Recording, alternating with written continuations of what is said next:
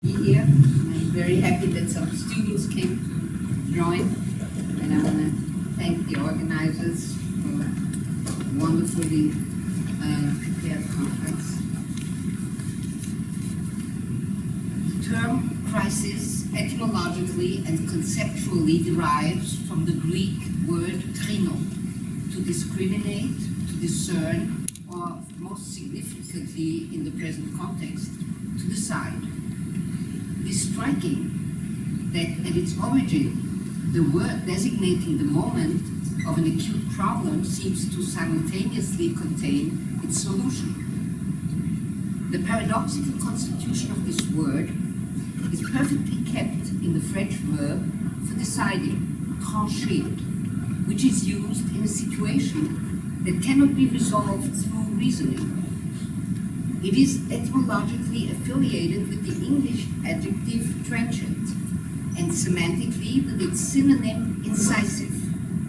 So trancher, literally cutting. What the French word and its English derivatives capture is a sense of vehemence and violence in the act of deciding, which distinguishes it starkly from a choice following a process of reflection and deliberation.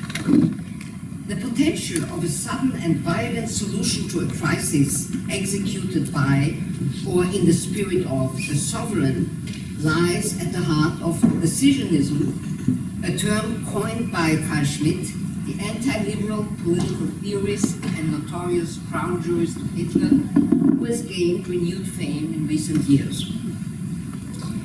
It is not least Schmitt's decisionism that both and often simultaneously fascinated and repelled major German Jewish early 20th century intellectuals who in one way or another addressed the crisis of modernity as a no longer and not yet a situation marked by dissatisfaction with the status quo, uncertainty, disorientation, and doubt that demanded resolutions for which the foundations were lacking.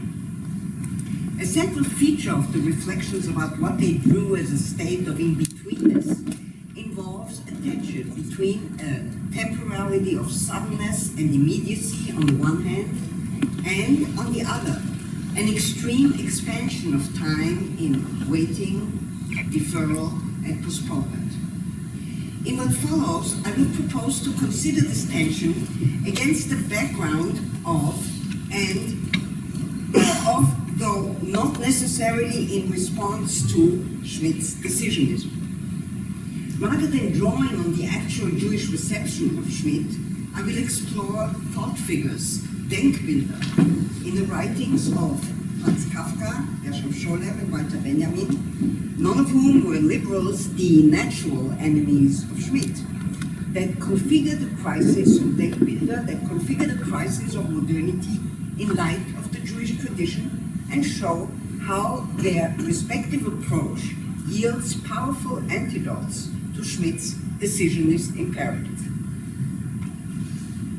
Crisis, the first sentence of a recent article states, is undoubtedly if not the central concern in Carl Schmitt's political theory. Decisionism is his response. Schmitt defines his idea of decision in terms of a sovereign who decides on the state of exception, which enables him to transcend the rule of law. Schmitt defines his state as a situation of emergency that presents a threat to the prevailing form of life of a group, community, or nation. Schmitt, in his political theology from 1924, characterizes such an incisive pronouncement as, quote, a pure, non-arguing and non-discussing, not self-justifying, thus absolute decision created out of nothing. Eine reine, nicht resonierende, nicht diskutierende, sich nicht rechtfertigende, also aus dem Nichts geschaffene, absolute Entscheidung. He elaborates on the origin of the purity and absoluteness of this gesture. And I quote, the subject of the decision has an independent meaning apart from the question of content. What matters for the reality of legal life is he who decides. In contrast with an, quote, ongoing conversation, ein ewiges Gespräch, or an endless discussion, eine endlose Diskussion, that paralyzes parliamentary debates and unresolved issues in general, the sovereign's decision belongs to what Schmitt calls a grand rhetoric, a performative expression that manifests authority and asserts power and determination. The gesture it describes is one of unwavering resoluteness and immediacy, executed without hesitation and exempt from self-legitimation by a sovereign who, on the threshold of legality, suspends the legal order. For Schmitt, the sovereign is the one who decides not only in a state of emergency, but on it. He is the one who declares the state. In a similar sense, the very designation of a situation as a crisis implies an urgency prone to, though not necessarily submitting itself to, but prone to decision. Schmitt developed his decisionism as a response to what he considered to be the weakness of the Weimar Republic's parliamentarism. Schmitt's decisionism became a crucial element of his authoritarian political theory, which rests on a political theology. His hailing of a sovereign ruler endowed with the authority either structurally modeled on or derived from the divine power, and there is a big discussion about which one it is, if it's just structural or if it is derived in continuity from the divine power to create out of nothing, to suspend the laws of nature in the miracle. So just as God suspends the laws of nature in the miracle, so the sovereign suspends the rule of law.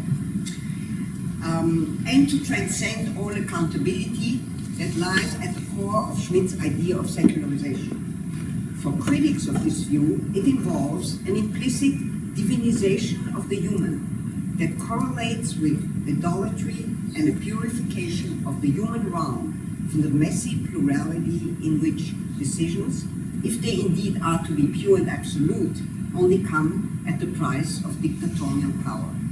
This is a price Schmitt was more than willing to pay in the face of an impending lawlessness and chaos which, in the context of the Weimar Republic, he regarded as a consequence of the crisis of modernity. The thought figures by the German Jewish thinkers to be discussed here similarly address modernity as a crisis, and decisionism is more often than not within the horizon of their thought. Aware of, or at least sensing, the authoritarian implications of this solution, however, they ward it off in the form of a radical deferral, be it as delay, hesitation, or procrastination.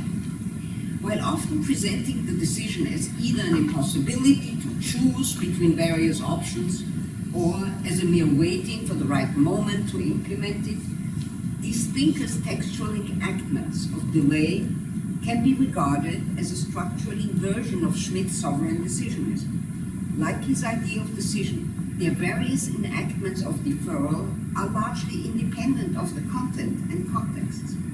Instead, they turn it into a mode of apprehending a situation of crisis as such. In so doing, they frequently invoke elements of the Jewish tradition. Franz Kafka's most famous formulation of the crisis of modernity in the Jewish context can be found in a letter to Max Brod from 1921, where he describes famously the Jews as stuck in a situation of in-betweenness. Their hind legs were still glued to their father's Jewishness, while their little front legs found no new ground. In a similar spirit, though even more succinctly, he writes in his notebook, "I am the end or the beginning." Kafka's enigmatic statement signifies the space, or rather the non-space, between a no longer and a not yet, a neither nor or a nothing, situated between the end of the old and the beginning of the new.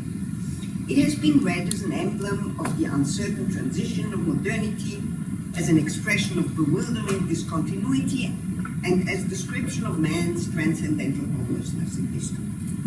The context of Kafka's statement, a reflection on his own distance from the solutions that Christianity and Judaism have to offer in modernity, no doubt invites such interpretations. As so often in Kafka's writing, however, The structure of the sentence goes further than its allegorical interpretations. As a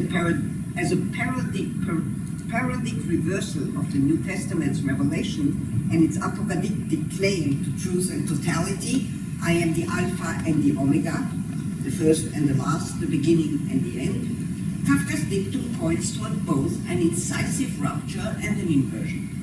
Yet the reversal of beginning and end in Kafka's sentence is no simple negation, so I am the end or the beginning, and the place at which it occurs is no empty space. His statement applies to an or, the signifier of doubt, to all totalizing systems. That or also serves a more general purpose, to insert an uncertainty that introduces doubt into the very heart of modernity and questions all absolutes, particularly the one applied to answers, solutions, and decisions. Kafka's work can to a large extent be described both as a longing for an abrupt interruption and as an intricate exercise in deferral, postponement, and delay. This dynamic of offsetting a momentous event in deferral and procrastination manifests itself in a striking pattern throughout Kafka's oeuvre. It is paradigmatically enacted in Kafka's phantasmatic rewriting of the biblical scene of the binding of Isaac that I have discussed in another context, but that I believe is significant for the question of deferral. In a letter to his friend and Dr. Robert Klopstock from June 21, Kafka imagines another Abraham, one who will not climb Mount Moriah to sacrifice his beloved son. Like the biblical patriarch, Kafka's other Abraham is a pious man and would be ready to execute the order for his son's sacrifice with the promptness of a waiter. In contrast to the biblical Abraham, however, Kafka's Abraham, quote, would still never be able to perform the sacrifice. Kafka then describes several distinct scenes that enact Abraham's procrastination in fulfilling the violent divine order. In the first of these scenes, Abraham, in an imaginary reply to God, argues that, quote, he cannot get away from home. He's indispensable. The household needs him. There's always one more thing that must be attended to. The house isn't finished. Kafka then elaborates on Abraham's excuses for procrastinating rather than obeying God's command. His other Abraham eventually stands in the plural. He becomes a type, or even more so, an existential attitude. The other Abrahams, quote, they stand on their building sites and suddenly had to go up on Mount Moriah. These Abrahams, as imagined by Kafka, are called by God while they are attending to their lives and homes. The divine injunction reaches them when they are in the midst of their house and their world building. As much as Kafka's other Abraham would otherwise have been willing to oblige, they are too immersed in the care of their building site, their Bauplatz, to heed the divine call. 2 years after writing this letter, Kafka penned the story Der Bau, the burrow. A long monologue by a mole-like animal obsessively attending to his burrow. The animal constantly makes observations and decisions and confirms facts, only to instantly dismiss these with a but or a however, and turn to a variety of alternatives which soon suffer the same fate. The burrow can neither be abandoned nor truly inhabited. On the final pages of the story, the animal, both fearing and hoping for an interruption of its endless task, hears a noise. It imagines that, quote, someone may be calling into itself with an invitation, so he will not be able to resist. The animal continues to go about its business, however, and the story, after 16 closely written manuscript pages and yet another but, breaks off in mid-sentence, suggesting that it go on forever. An excerpt from The Burrow shows Kafka's intense preoccupation with decisions. Considering the difficulties of descending into his burrow, the animal at one point considers the option of abandoning it altogether. And we read, I am not far from the decision to go into the distance, to take up again the desolate life which had no security at all. Certainly such a decision would be completely foolishness, caused only by having lived for too long in meaningless freedom. The burrow is still mine, I have only one step to take and I'm safe. And so I tear myself away from all doubts and run straight to the door in broad daylight to lift it for sure, but I can't. Should I therefore rebuild this entrance? I postpone the decision, and it will probably all stay as it is. This certainty will bring me either reassurance or despair. But as it will be this or that, it will be undoubted and justified. This decision makes me free. The only decision that brings solace to the creature is the one to, quote, postpone the decision. But even this decision and the good feeling it provides don't last. 2 sentences later, the creature continues to ruminate about the conditions that would make the decision not to decide possible, only to find that these conditions are both contradictory and inscrutable. The decisive moment, Kafka writes in an aphorism, is ongoing, immerwährend. The deferral of the decision is thus both eternal and eternal. The procrastination enacted by Kafka's animal in the face of a possible call from someone inviting the creature to leave its quotidian endeavors echoes the final sentence of Kafka's first imagining of another Abraham. It provides both a parallel and an explanation for the situation. Referring to his other Abrahams who resist the divine invitation of the call to sacrifice because they must attend to their houses, Kafka speculates, and I quote, "All we can do is suspect that these men are deliberately not finishing their houses, so as not to have to lift their eyes and see the mountain that stands in the distance." The mountain is Mount Moriah, where Abraham's sacrifice of his son is to take place. In both stories, boiling off, the decisive moment comes down to a rejection of an ominous call and an affirmation of caring for the building site or borough. It reveals both the attraction of the awareness and the awareness of the danger of the decision. As manifested in procrastination enacted in the text to the point of parody, the consciousness of this danger prevails. Importantly, in both cases, the procrastination does not come down to inaction. On the contrary, both Abraham's building of his house that cannot tolerate an interruption and Kafka's obsessive mode that incessantly and literally runs through all the options entail everything but passivity or renunciation of worldly matters for the sake of an indifferent serenity. What is performed in both stories is delay in action. Acting in deferral saves from death.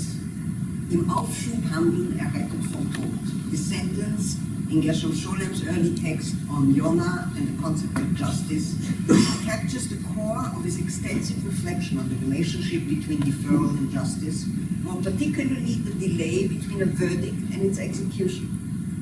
Scholem goes as far as defining justice as deferral. He derives this view from the biblical book of Yonah, where God renounces his announced punishment of the sinful city of Nineveh. And he, God, reflected upon the judgment that he announced he would execute upon them and executed it not. The deferral Scholem considers is by no means passive. Even more explicitly than Kafka, Scholem associates deferral with action. Deferral turned into deed, Scholem insists, is justice in action.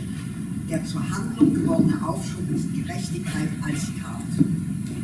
Far from constituting a passive refusal to act, be it as an indifferent or a serene letting be, or even I prefer not to, it is instead designated as something to be done. Furthermore, it is regarded as an act of mercy, which particularly but not only in the legal context requires a mode and temporality opposed to the decision.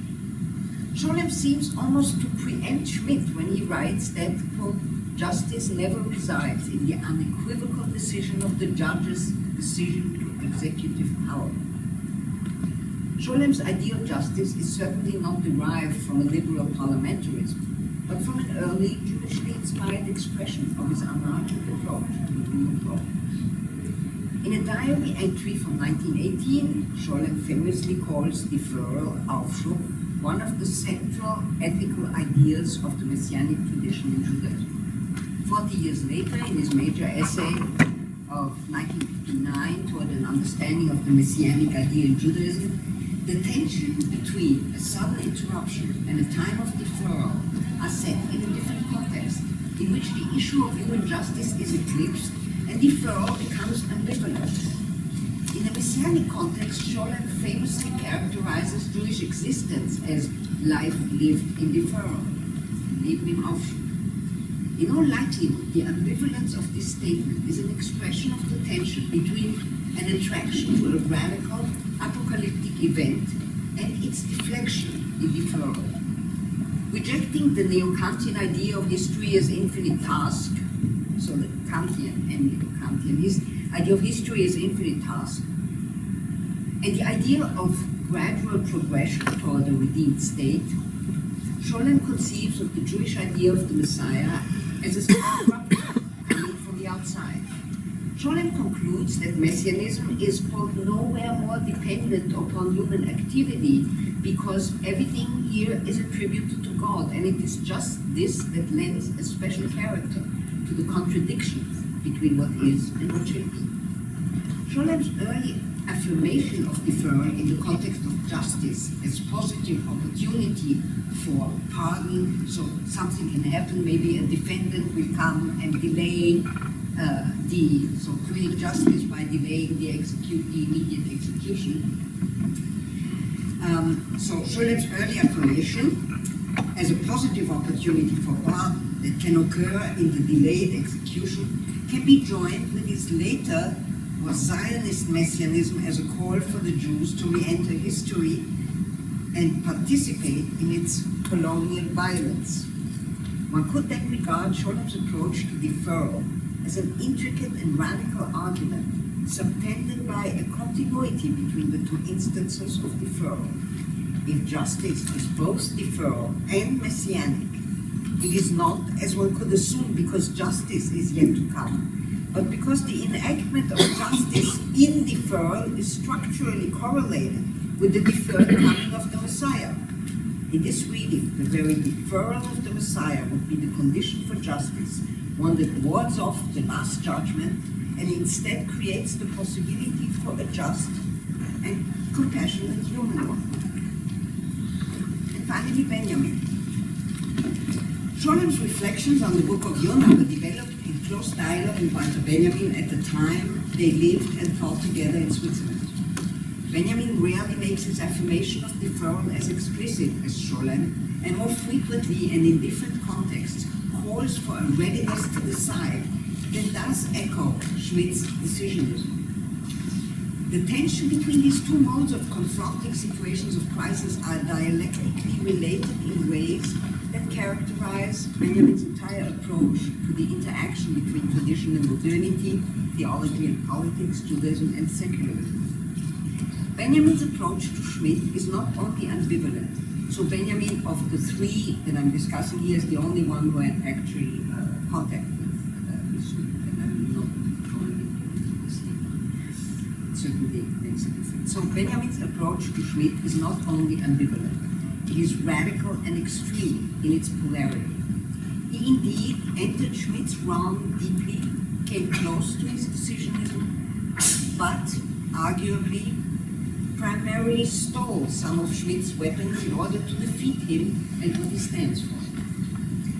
The most frequently discussed instance of an actual dialogue between Schmitt and Benjamin occurs between Schmitt's political theology and Benjamin's dissertation on the Baroque Trauerspiel, Baroque mourning play, his essay, The Critique of Violence, and their respective reflections on Shakespeare's Hamlet. Benjamin at times, and I'm not going into these deeply, I'm just mentioning them in passing. Benjamin's at times ominous flirtation with the Schmittian decisionism also leads to the most radical measures of deflection. This occurs primarily in terms of the idea of the temporality, the source of sovereignty, and the violence of the decision. In contrast to Schmitt, Benjamin, in accordance with the Jewish tradition, does not endow the sovereign with divine powers. where for Schmitt the sovereign is a kind of incarnation of God, Benjamin's sovereign remains creaturely and ultimately fails in the clash between his divine power and his fallibility as a human. In his critique of violence, Benjamin's indictment of law-instated and law-sustaining state violence is offset by legitimate divine violence. It is often forgotten by critics that he insists that humans cannot decide when a concrete situation requires or justifies divine violence. It is thus impossible to use violence in the name of God. Benjamin disjoins the decisions and its temporality of abruptness from sovereignty, links his own imperative of a now time with messianic delay, modifies Schmitt's agonistic suddenness into a furtive second metaphysical insight, and associates the decisive force with a semi-conscious bodily presence of mind, leibhaftige Geistesgegenwart. So this is in very short some of the instances where Benjamin does come close to Schmitt, but nevertheless deflect. That Benjamin was tempted by a Schmittian decisive gesture is nowhere more explicit than in his advice voiced in a letter to Scholler, where he paradoxically explains his hesitations about joining the Communist Party. He writes that, quote, "What is essential is to decide. My own conviction would be to proceed radically, never consistently, in the most important matters." But even where Benjamin comes close to Schmitt's decisionism, however, he divests it of its finality and decisiveness, evoking the possibility, even the necessity, of what could be seen as the idea of a new beginning appropriate for each new circumstance. Striking in the present context, and hitherto barely discussed in the abundant literature on Benjamin and Schmitt, is an instance where Benjamin reads Kafka in light of the Jewish, more particularly in the Talmudic tradition.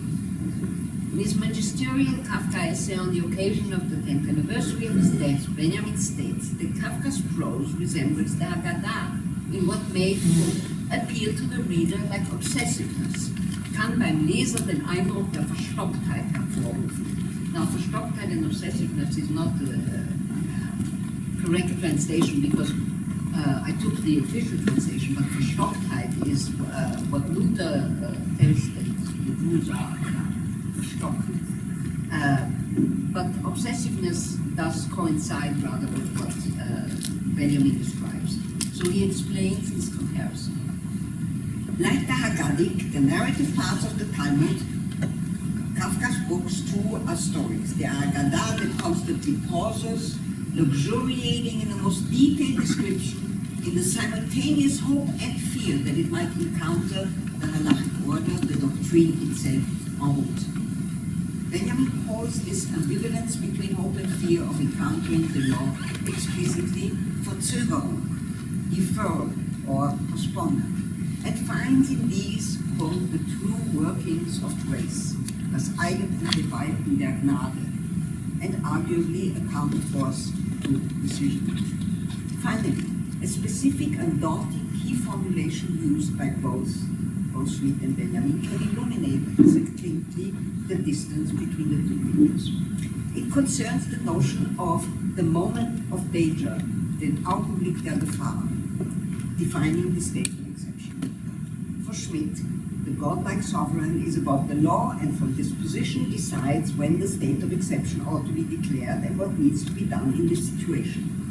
This expression, Augenblick der Gefahr, which becomes crucial for Benjamin in his concept of history, written shortly before his death, just in the midst of his experience of Nazi terror, is generally attributed to Benjamin as first author, and I believe that this was so until I started working on this material.